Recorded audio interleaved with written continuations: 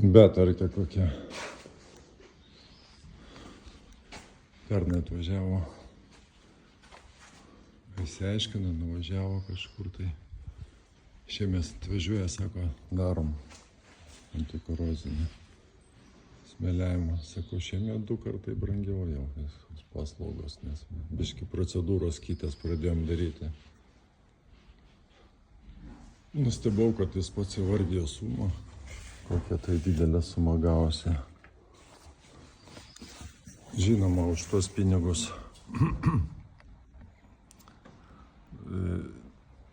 iš savo pusės daug priardėm, nurinkom, bereikalingų svaršų susukom, čia gyvenimas buvo prisukta visokių, kur paskui viskas rudys. Kūro baką, man atrodo, išgelbėjom, geras bakas, 400 eurų bakas. Tai. Su epoksidiniu gruntu, su epoksidinis dekomponentas fikurylas su kietikliu.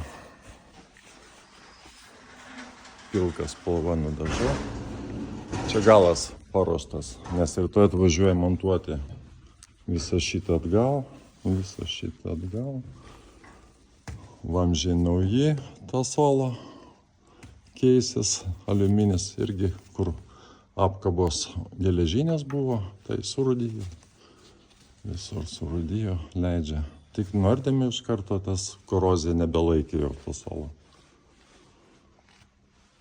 O priekį tai dar teks dirbti čia per vieną kartą, bet jau iš 4 karto prieinu.